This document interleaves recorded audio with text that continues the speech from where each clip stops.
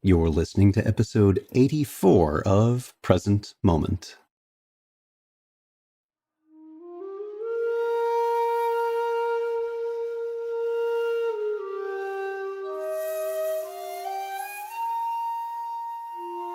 Welcome to Present Moment, Mindfulness, Practice, and Science.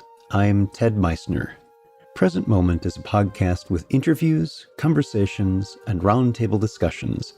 We speak with mindfulness teachers about their newest findings published in peer-reviewed science journals, teachers about their understanding and methods as they work with students of mindfulness, authors about their books and interests, and we also speak with everyday practitioners.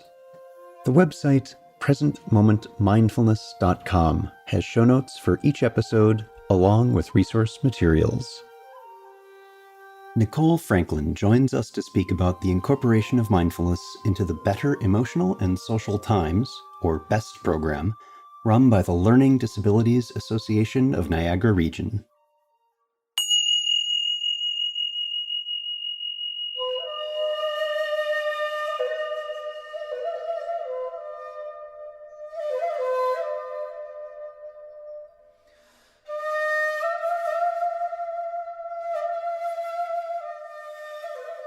Think back to what it was like being a kid in school.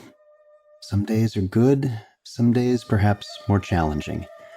And as I think about how my life would have been positively influenced by mindfulness as a child, I can only imagine the difference it may make for kids living with ADHD, anxiety, hyperactivity, or other learning disabilities.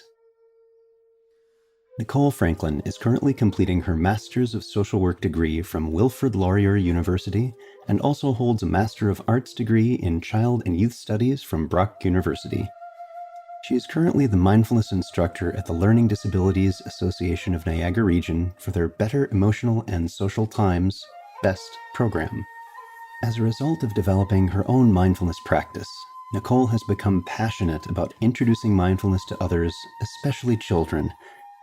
Nicole is hopeful that mindfulness will continue to be implemented into the BEST program, as she has seen the positive benefits it has held on children with learning disabilities and ADHD.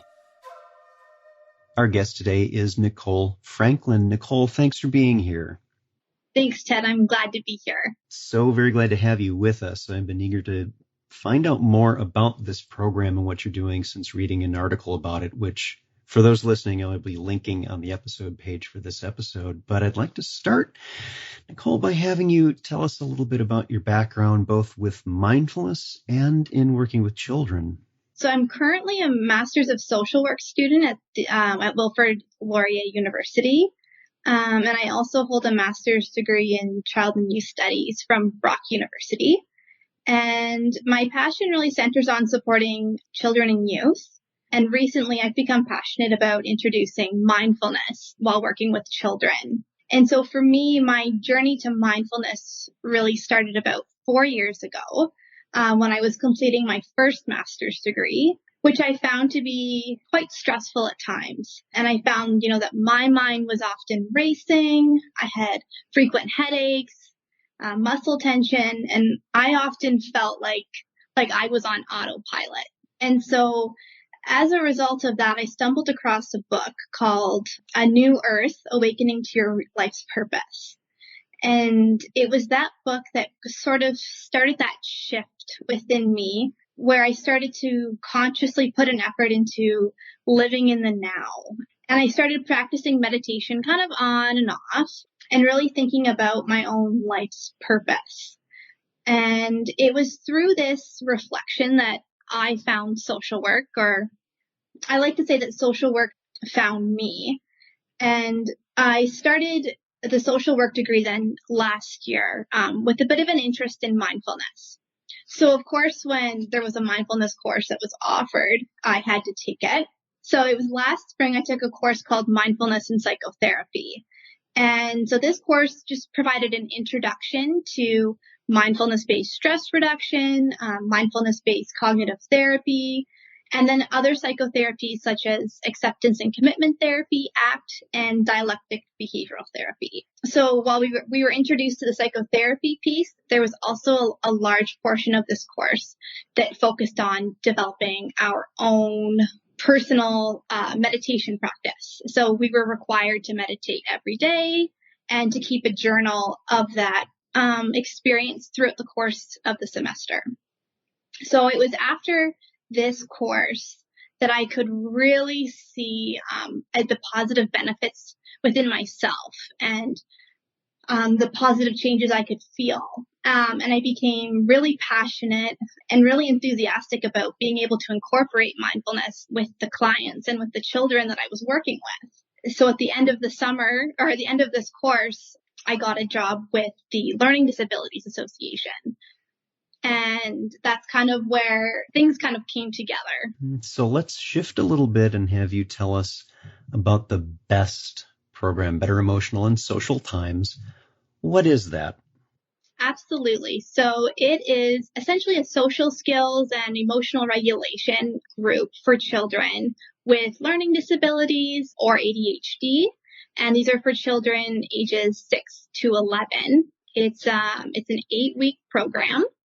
It runs for an hour and a half, and each week is a different skill or different topic that we review. And just this past session, we've implemented mindfulness into the program. So tell us about that. How did that introduction of mindfulness to this existing program, how did that come about? Absolutely. So when I finished that mindfulness course in the spring, I started working at the Learning Disabilities Association in their summer program, and they were interested in incorporating mindfulness into their summer program for kids with learning disabilities. And so over the course of the summer, I got to kind of do some research on different exercises and activities that could be implemented with mindfulness into that summer program. And that's called Sunshine Learning Achievement and More. And so because that was quite successful and we got great feedback from kids and parents, we then decided to apply for a grant, which we received to then implement into our social skills program. So how have things been going? What are some of the early results you're seeing? It's been going really well. So after finishing our first 8 sessions, some of the differences that we saw in the kids, each child presented with different challenges within our group, but a few of our kids presented with some anxiety. And so by incorporating the mindfulness, they were able to find a sense of calm within themselves.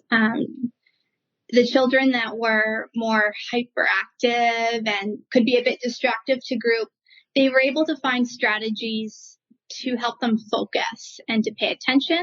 And then they were able to take more of the content away from the group as well.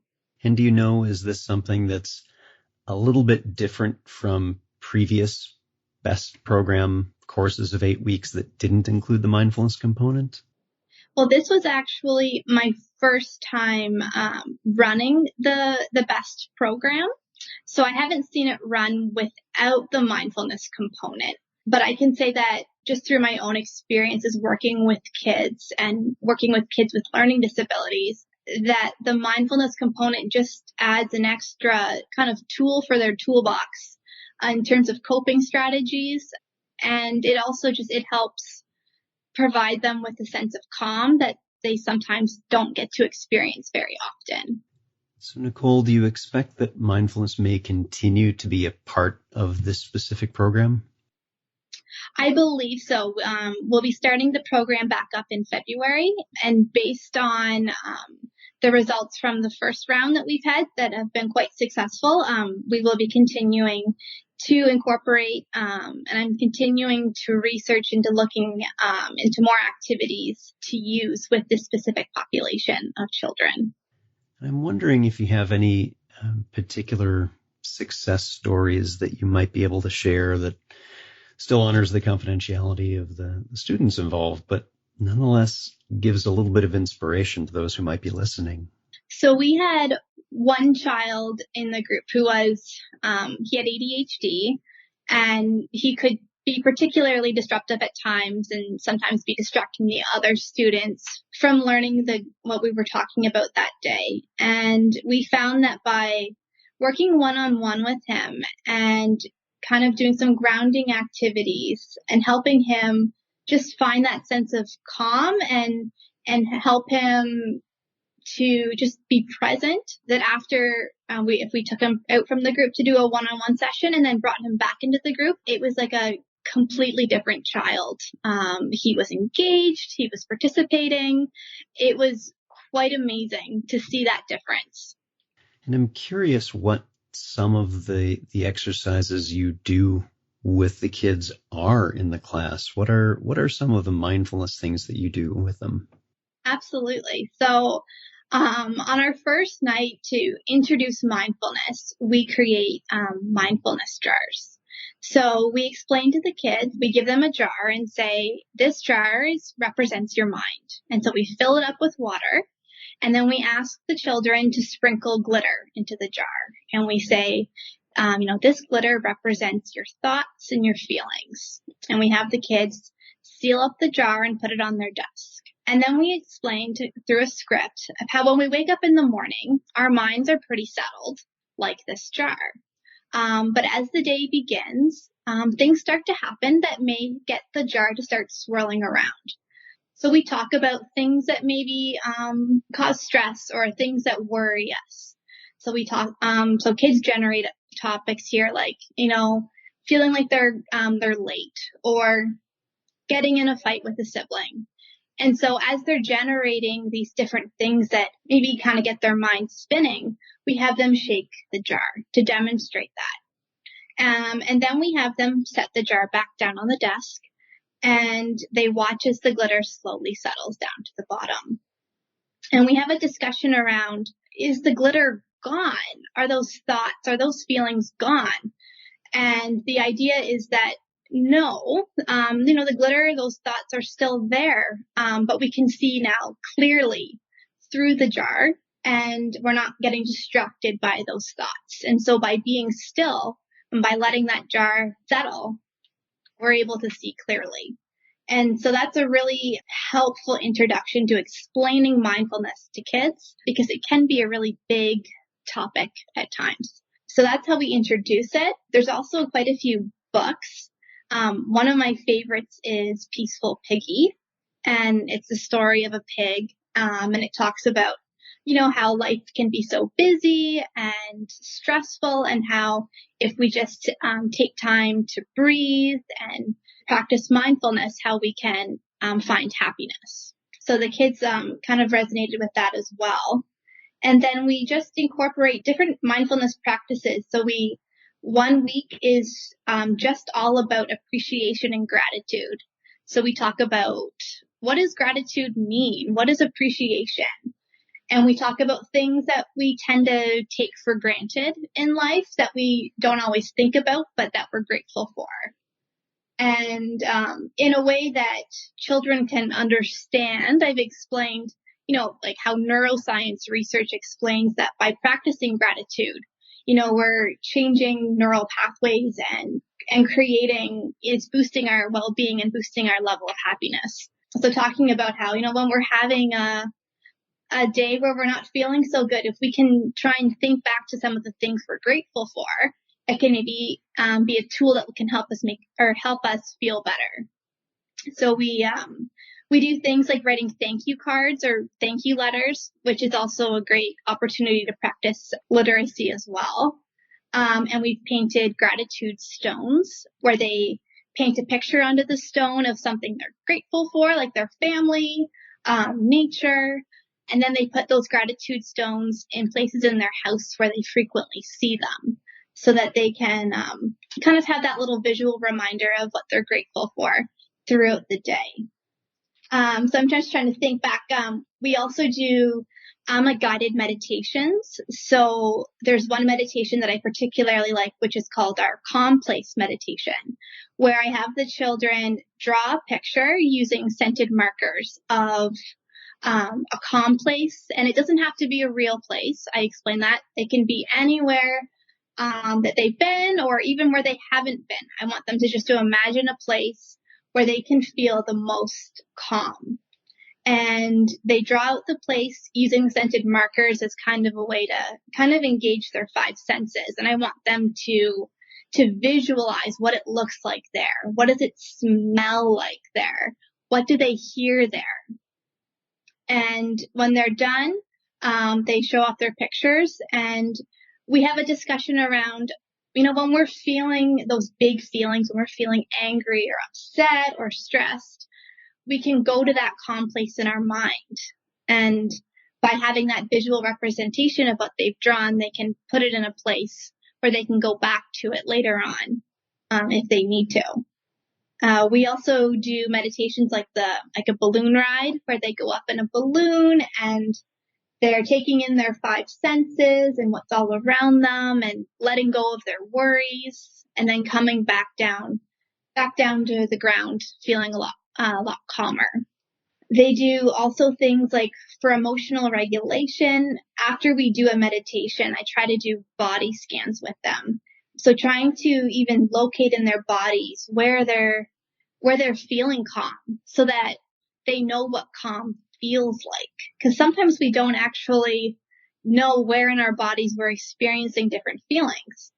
So we have a body outline where they'll even color in, when I'm feeling upset, I feel really hot in my hands, or I feel like I have butterflies in my stomach, and they draw that all out on their body, on the body picture, so that they're able to then identify and be able to kind of verbalize how they're feeling. That sounds outstanding. It sounds like a program I would like to do myself. I think I need a glitter jar. They're great. I have my own as well. So as I think about this, and I consider the listeners to this particular episode, I'm wondering if you have any recommendations you would offer to others considering bringing mindfulness into work with children with disabilities. Well, with kids with ADHD, it's been really important to have activities that are engaging to their interests, and that engage the body. So the kids with learning disabilities and ADHD don't necessarily love to be just sitting on the carpet and breathing in and out, because that's not always fun for a 6-year-old. So finding ways that can be fun. So we even we do things like mindfulness walks. So we're walking outside and looking in at nature and engaging our five senses. So we're not just sitting, we're moving. We're on the move.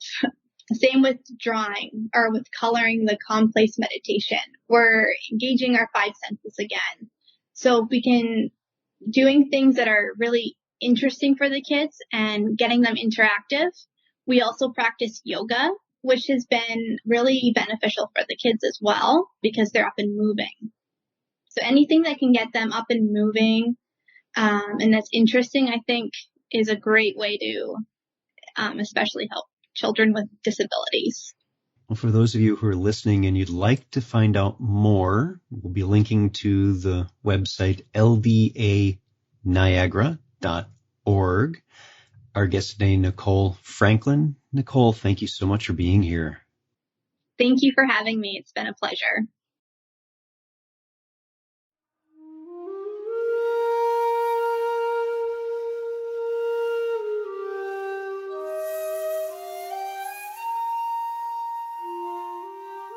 Thanks for listening. If you'd like to learn more about something you've heard in today's podcast, please come visit the website at presentmomentmindfulness.com.